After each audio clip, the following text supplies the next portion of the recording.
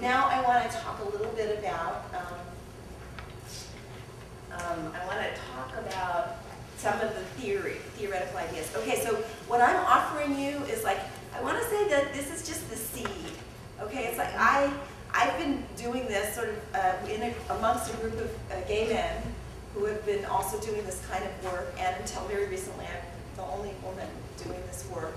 And so part of what this is like an invitation, you know, like an invitation to dream this forward and cultivate this forward, to join in this possibility of what this might mean. And I'm going to try to spin that out, but I want you to know this is not by no means fully developed.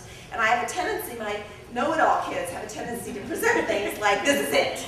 You know, this is the gospel, this is the law, it's written, you take it, you don't take it, you know. That's not what's going on here, even though I might start to sound that way. So I try to monitor that.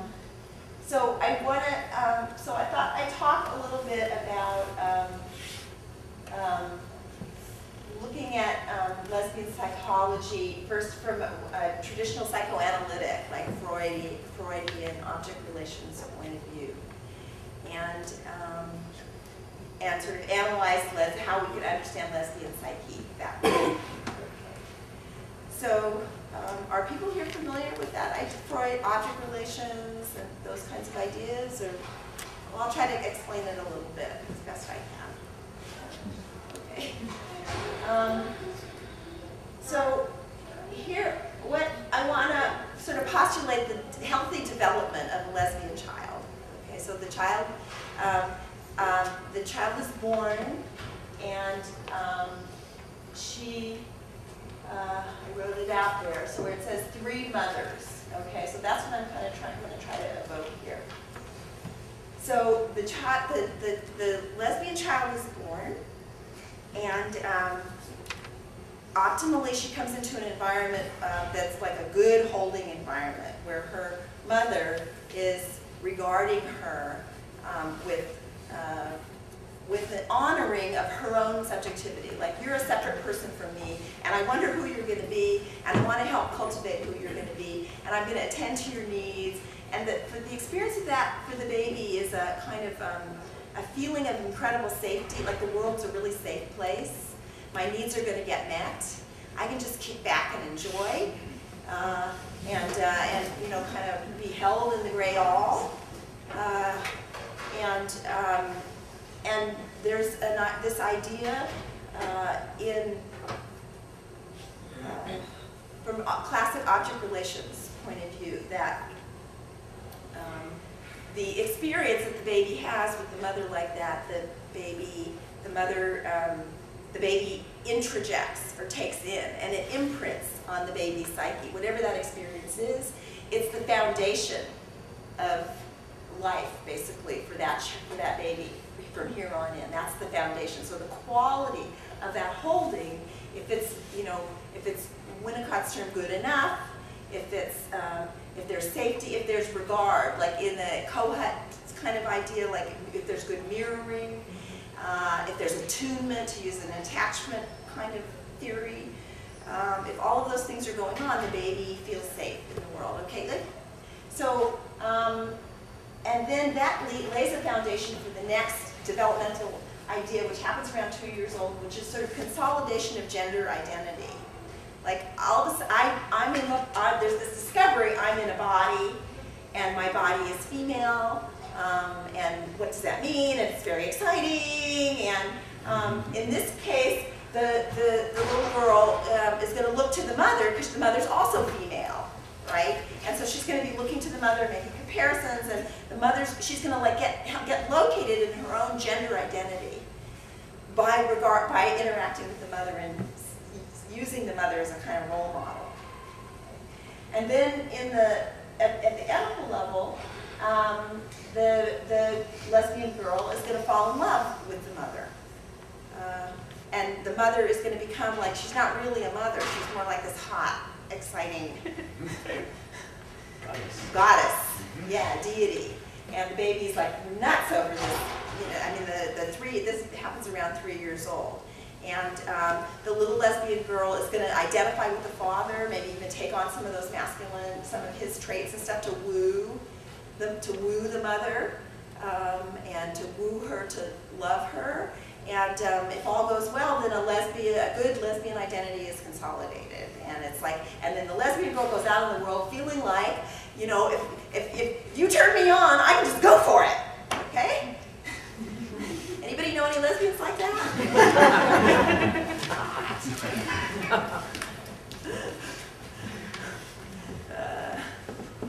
Yeah. So, so there's a sense of like one's erotic engagement with life being completely welcomed and easy. Okay, so this is a fantasy. Yeah. That I'm offering up, but I think it's important to be able to imagine these alternatives. Some other things can happen. So other than that, so the early environmental. So in relation to lesbians, I want to say in the early environmental holding situation, one of the things that can happen is that the mother is even the best mother is a mother. And she's looking at her daughter saying, you will also be a mother.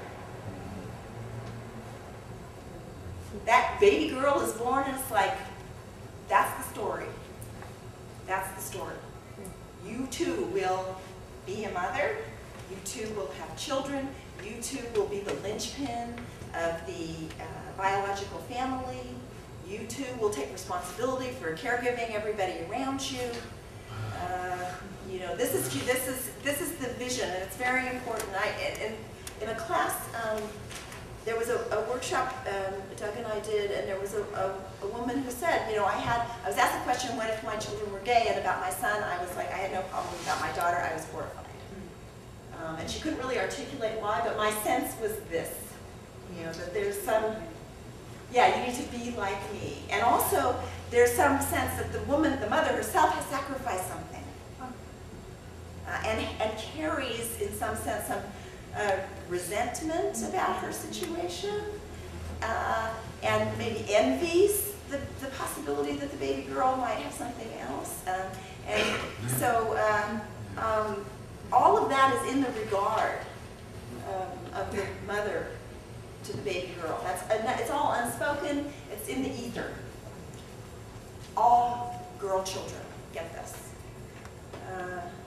And if you think about that, that's how your neurons fire. This is what Alan Shore's work on affect regulation has shown, that when the mother looks at the baby, the frontal lobe actually they fire up together. And so, how is this supposed to come online? How is some other story about this girl baby's life supposed to come online? If that, 24/7 for however many years, that's what you're getting. And it's like, oh, look, isn't that cute how she's playing with the little boy and stuff. And then we have this gender identity role thing that comes up around 2 years old. And what happens is that the lesbian girl actually, because I'm theorizing here, okay? And I'm theorizing based on how I feel this in my own body, how I felt this in my own body. And I want to say that feeling this in my own body doesn't feel too hot. Every impulse in me is to not feel this, okay? Or to not feel what it felt like to be on the receiving end of this narcissistic gaze of the mother and the demand to be something other than what I am. It's like, at the felt level, it's really horrifying. It's annihilating. It's a murder it's a soul murder that's taking place over and over and over again. And so there's massive defenses against feeling this experience. There's just massive dissociation, splitting, numbed outness, disembodiment. I'm not, like from here up, okay. And forget about this. So I don't want to talk about this lightly. That to feel into this and to feel into this in a clinical situation and to to actually experience it. Nobody wants to do it. Really, it goes against the grain. It's because all of our whole defensive system has been built to not go back there and not feel it. But of course, it's there all the time. And everything recapitulates it. Everything, right? Because it wants to get healed, actually. So it's being stimulated all the time. These experiences are being stimulated all the time because it's a repetition compulsion in Freud's term, because it wants to get healed. But what I feel in my own body in relation to my mother's body, it's like I'm a different kind of woman. It's like my body isn't about doing it with guys. It's like it like has a different feeling, you know. Her body and the purpose of her body. There's some way I don't feel like my body is like her body. Okay, it feels like my body's different, and so there's this kind of, I want to say what can happen here is a kind of gender dysphoria, like a difficulty getting located in the body, because I don't look at her and say, oh, I'm a woman, she's a woman. I don't feel like a woman she's the woman. What the hell am I? You know, I'm something, I don't know what I am somehow in this relationship, this little girl. It's like something, and this gender identity is the platform for Eros and the Oedipal stage, which comes like a year later. It's the platform. You know, gender identity is not, from my point of view, I mean, gender identity is important, but it's not the be-all and end-all. It's only there so we can like get it on at the Oedipal stage. You know, it's only there so we can like, because it creates, it's where Eros is. You know, it's the platform for erotic engagement. So at the Oedipal stage, when the girl, if you've got this sort of already this kind of like dislocation in the body from this pre-Oedipal trauma, then when the little girl falls in love with the mother and identifies with the father, we can get this further confusion. Like maybe I'm not, maybe I'm a guy. You know, maybe I'm not really a woman. What am I? Because my Eros feels masculine. So that's some of what you can see here. So that's like a big. No, I want you to know. I think what I'm describing feels fairly straightforward and simple and like kind of makes sense. But I want you to know that in the theorizing about lesbian psychology in the 100 years we have, nobody has theorized it like this. And it just seems pretty basic and straightforward. And I'm getting these ideas really from Mitch Walker. Mitch Walker theorized it and Richard Isay, who have theorized, gay men have been able to theorize about this kind of development in this kind of a way. But with lesbians, when we theorize lesbian psychology, this triple whammy of the mother, like, just blows us out of the water, okay? Because to theorize like this means to say, I'm not a woman like my mother, and it means to say I'm separate from my mother, I'm different from my mother, okay? And in this third situation, the lesbian girl who wants to woo her mother perceives that her mother feels like a victim, that her mother's unhappy, that her mother, feels victimized and incredibly resentful, and she wants to rescue her from that. She's incredibly motivated because she's madly in love to rescue her mother from this terrible fate. Okay? It's just like, I gotta do this. All right? And so but meanwhile, her mother has, you pardon me for saying this, has emotionally abused her in her early infancy. Through this narcissistic gaze, if not worse, if not other kinds of things that we know about that can happen in early childhood trauma.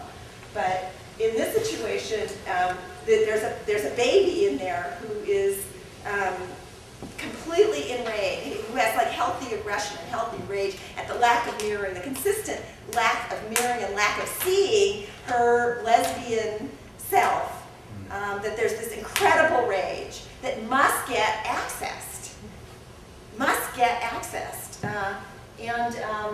But if I'm going to access that, then how am I going to rescue mommy if I also hate her? If I also at the pre-edible level hate her, want to murder her? This is